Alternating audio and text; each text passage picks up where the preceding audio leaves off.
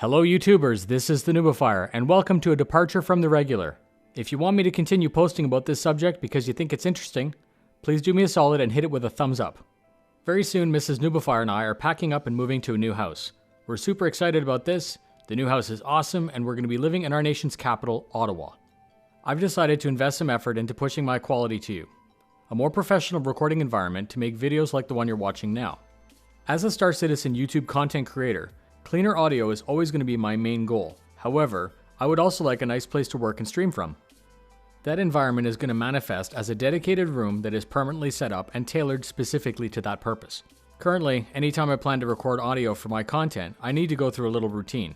Doors are closed, computers are barricaded with foam blocks, the furnace fan is switched off, and I ask Mrs. Noobifier very nicely to turn the TV down. All of this is an attempt to reduce any background noise in the audio. Even more time consuming than that is the preparation to participate in a live stream. Something like Astropub, Grey-Headed Gamer's Not So Sober Saturday, or possibly in the future, the Redacted Weekly podcast. Setting up and tearing down the light kits, mounts, and green screen will eventually result in damaged pieces. I want to take a more active role in this sort of community interaction, and it would be ideal if there was no prep time. It would also help me be ready on short notice to fill in if needed. The basic plan is that in the unfinished section of our basement in the new house, I'm going to build a dead room. A room designed and built with special consideration to sound. A room that'll isolate my microphone from ambient noises, from the rest of the house, and from whatever's going on outside. A room that will allow me to work any time of the day or night without disturbing Mrs. Noobifier. A quick search of the net will show that there's absolutely no limit to what people are willing to build. There are dudes gluing egg crates on the wall, and there are even dudes that are pouring cement walls inside their house. I've seen total works of art, and then there's also ghetto rigs that are actually getting the job done. One observation I have is the rule of diminishing returns. And by that I mean, the guy with the egg cartons may have gotten 80% solution for free. Cement airtight guy may have gotten only 95%, but has spent tens of thousands of dollars and a ton of time. I personally needed to know at what point the extra effort no longer matters, and at what point do you stop seeing valuable reductions. I needed to clearly define my expectations so I can go about meeting them. There are many factors, but I've broken down my own project goals into 3 factors. Dispersion, absorption, and isolation. Dispersion is reducing the echo by breaking up the sounds, literally scattering the sound. Absorption is neutralizing stray sound waves dead, like a sponge. And isolation is totally straightforward, reducing ambient noise. There are 2 basic control measures that I'm going to be using, absorbers and diffusers. Absorbers soak up sound waves and neutralize them. They usually look like foam blocks or what's known as a Skyline Trap. Diffusers scatter the sound waves. They usually look like arched sections or slatted panels. Believe me, the sky is the limit. However, at my level, I'm going to be working with mostly these 2. You can test your own room for yourself. Clap very loudly once and then listen for the echo. It may only last a tenth of a second, but you're going to hear it. Believe it or not, that small echo is most of what I'm trying to reduce. Bare walls or hard surfaces will skip the sound everywhere, and eventually it's going to hit the microphone again where they're not wanted. In my case, I'm speaking to a microphone. That sound travels directly from my mouth to the microphone, and in a perfect world, that's the only noise that I'm going to hear. The issue is that my monitor, desk, walls, floor, and ceiling are all able to direct my voice back towards the microphone. This adds an echo which is very hard to remove in the post. Content creators are also very interested in getting the best sound out of their microphones. It adds to the quality of the viewing experience and is easier to enjoy. Here's a clip recorded with my Logitech G633 headphones. They have a good mic, but they're not going to get you that desirable radio voice sound. And here's my voice at the same volume with the Blue Yeti.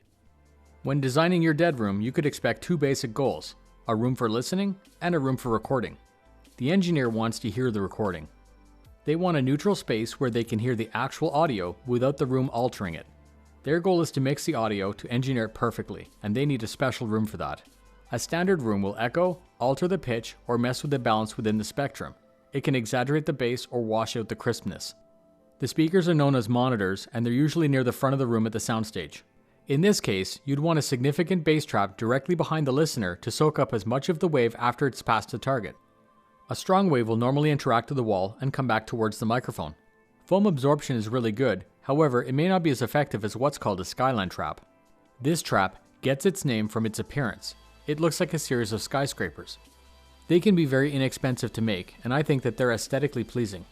The foam and Skyline bass traps would soak up all the waves that would hit the wall and bounce back towards the target a second or third time. Not addressing this effect would result in rolling muddy bass. Along the walls, we're going to strategically place diffusion and absorption, plus some absorption on the ceiling. Depending on the side diffusion, you could actually expand the soundstage to seem wider than the room you're in. There are what's known as hybrid panels, which have foam to soak up the mids and an arched panel to scatter the sound. Expanding the size of the soundstage, while preserving the tone, is usually seen as a total win. It's the most desirable end result.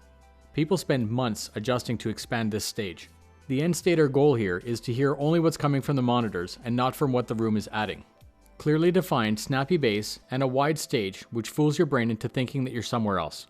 These rules work very well for listening rooms as well as a home theater. As desirable as it is to have a totally neutral room, it's the other configuration that I'm more interested in. A voice studio or recording booth. This one's heavier into absorption and not terribly interested in expanding the soundstage. I'm going to need to deal with some compromises with regards to my particular situation. Desks, monitors, computers, they would normally never be placed in this environment. It's going to be a total compromise, but I think I can accomplish most of my goals without having to sit in a foam-lined closet. I normally speak facing a monitor during a live stream. The monitor is a huge reflector and it could ruin my voice. You can easily sort this out. The microphone doesn't need to sit in front of you. You've probably seen that many streamers are placing the microphone off to the side. This isn't only convenient, but it also improves the quality of the recording. The overall quality can also be sorted out with a cardioid pattern mic. This directional pattern has a narrow focus towards the sound source, and it'll attenuate almost everything except the source. So unlike an engineering room, I need to place bass trap skylines against the opposite wall behind the monitor. This should kill secondary waves from my voice. If you have a higher pitched voice, a skyline may not work very well for you, so in that case you should use foam, a diffuser, or hybrid. I'm probably going to need absorption to the sides and above me. I'm also going to likely end up with square corners filled with bass traps, or straight up opt for chamfer in the sides of the room.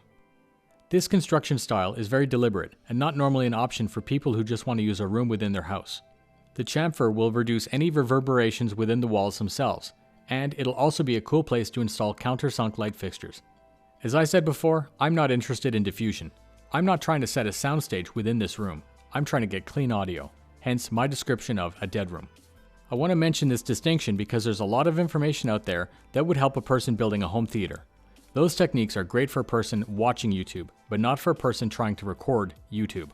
I'm going to stop there because this has probably gotten a little bit out of hand. I'm going to talk to you about some more things that I'm dealing with in the future: room geometry, equipment placement, wall construction and material, door placement, wall treatment, light placement, air delivery and exchange, and green screens. I learned by doing. Scripting for a video like this is just as effective for me as taking notes. I really hope you found this video both informative and entertaining. I plan to do a build log series, but don't worry, my full focus is still on Star Citizen. It's always nice to see behind the scenes. I hope you can tell that I've been researching for this video for well over a week, trying to mash all of this into a no bullshit format. I'd really like you to get involved in the comments if you have something to add. My goal is to grow the channel, and I can't do that without the support from citizens like you. If you're new to the channel, please take a look at my popular upload section. Thanks, and I'll see you in the verse.